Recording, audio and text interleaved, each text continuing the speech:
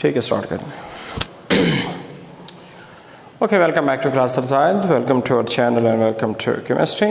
Today we will discuss very important topic of the gases chapter, that is known as non-ideal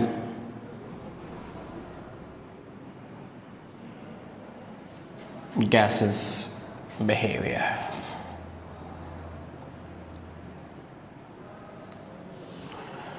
As the previous lecture we have discussed that there are two types of the gases. One is ideal and another is non-ideal. What is ideal?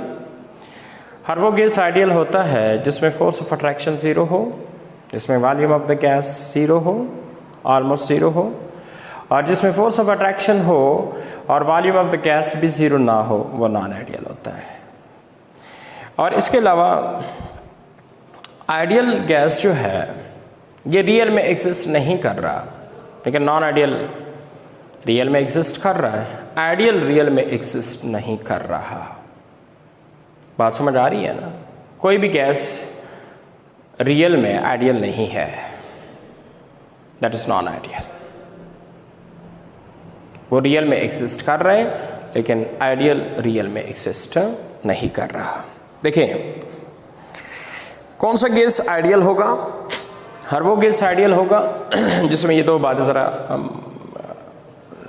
ज़हन में याद रखें। बाकी हम ideal non ideal में difference बताऊंगा, लेकिन वो मैं तब बताऊंगा जब मैं कंप्रेसिबिलिटी फैक्टर क्लियर कर लूँ। कंप्रेसिबिलिटी फैक्टर क्या होता है, दैट एंड दैट, तो फिर आप लोगों को सारी चीज़ें क्लियर हो जाएंगे।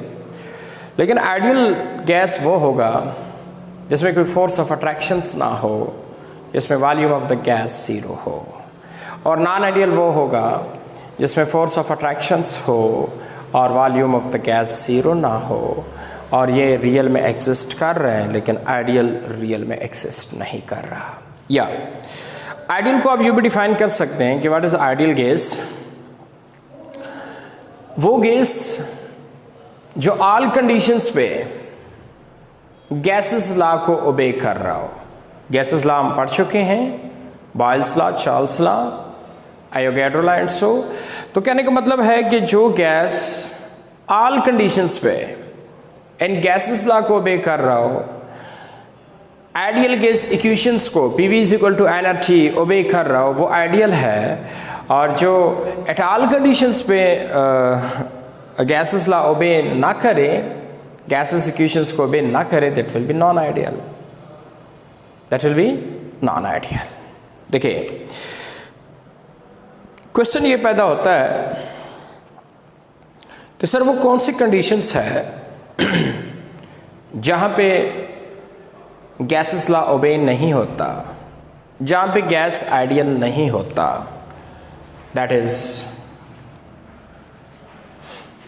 Low temperature and high pressure.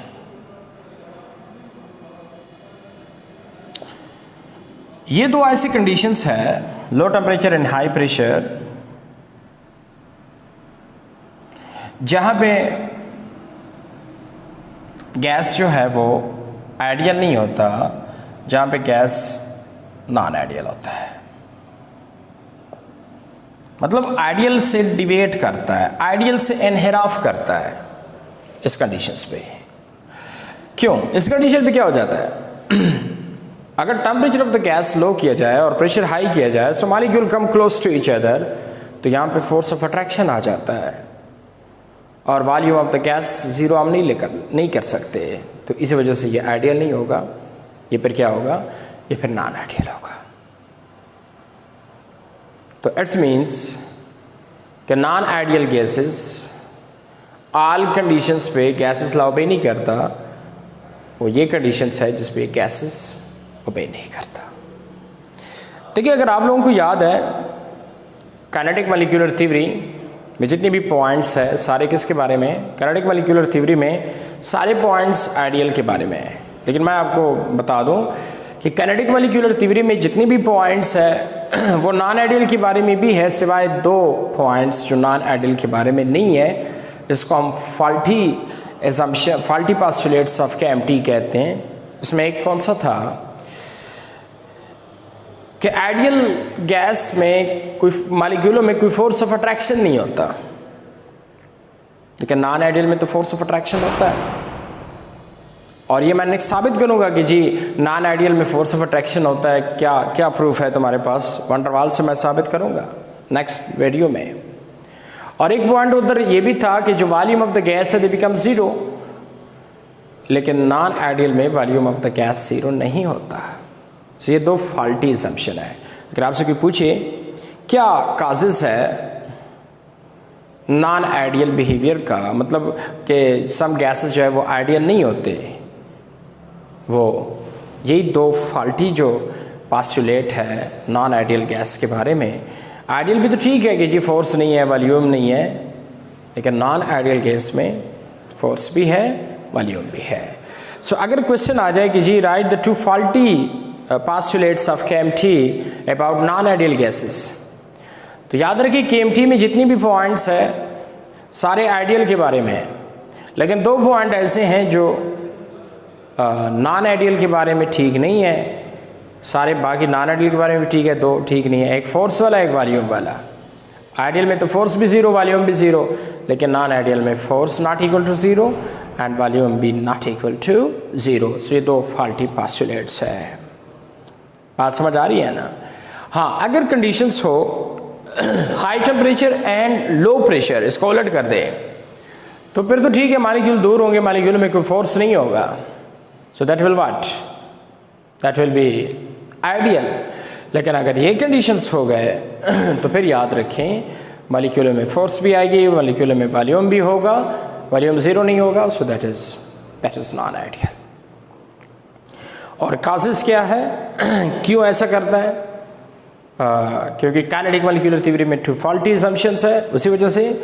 और कंडीशंस अगर ये हो तो फिर गैस नॉन आइडियल बन जाता है, फिर आइडियल से डिविएट करता है। बट क्वेश्चन ये है कि चलो मान लेते हैं आइडियल से डिविएट करता है इस कंडीशंस पे, लेकिन डिविएट कितना करता है? आया डिविएट इतना करता है, इतना करता है, इतना करता है, इनहिराफ इतना करता है? एक गैस आइडियल से कितना इनहिराफ करता है? तो ये चीज़ कंप्रेसिबिलिटी फैक्टर से क्लियर होता है। तो कंप्रेसिबिलिटी फैक्टर जो है which is represented by Z, ये केमिस्ट्री में हम किस मकसद के लिए पढ़ते हैं? इसका फ़ायदा सिर्फ यही है कि गैस जो नॉन आइडियल होता है, आइडियल से डिविएट करता है, इनहिराफ करता है, कंप्रेसिबिलिटी फैक्टर हमें बताता है कि वह इनहिराफ कितना करता है। या नॉन आइडियल आइडियल से इतना इनहिराफ करता है, या इतना इनहिराफ करता है, या इतना इतना इतना या इतना। कैसे? तो उसके लिए आपने पहले कंप्रेसिबिलिटी फैक्टर सीखना है। कंप्रेसिबिलिटी फैक्टर क्या है? Very simple.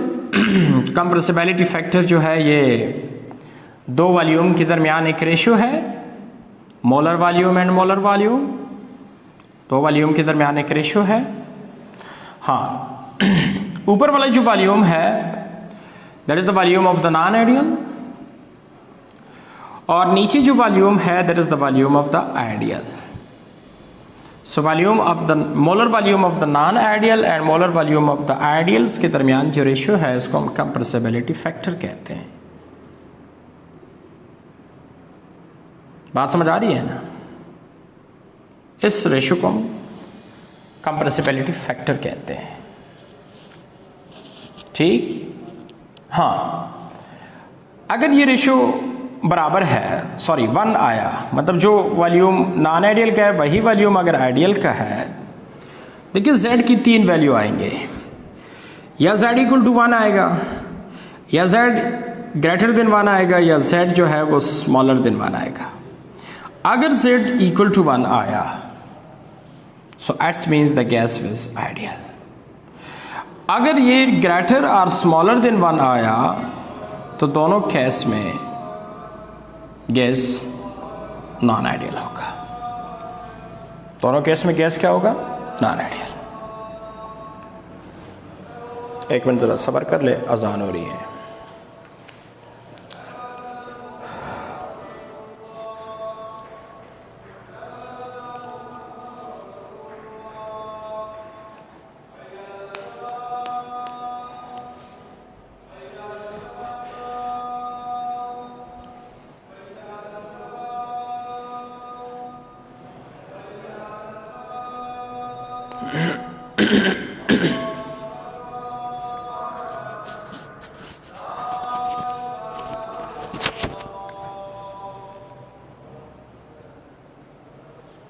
ओके,